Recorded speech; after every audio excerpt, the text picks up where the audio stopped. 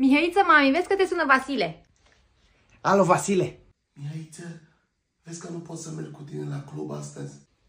Hai mă, Vasile, nu fi fraier, o să fie distracție. Da, știu, dar nu o să mă lasă mama. Așteaptă să doarmă mama și te duci și bași ceva sub plapă, mă, ca să-ți creadă că ești acasă și sar pe geam. Păi, Mihăiță, nu fi prost, eu stau la etajul 8, cum să sar prin geam?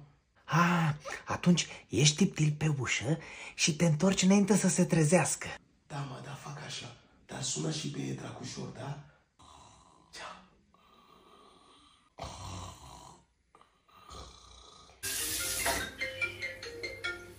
Alo? Mihăiță? Drăgușor, hai cu noi la club.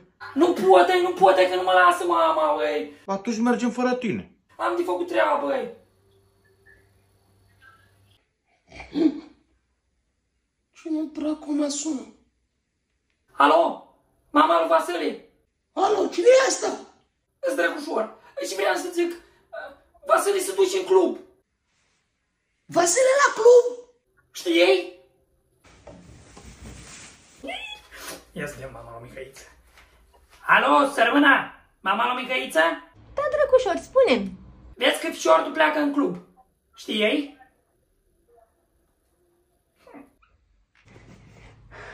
Unde crezi că pleci, mă? Grijane!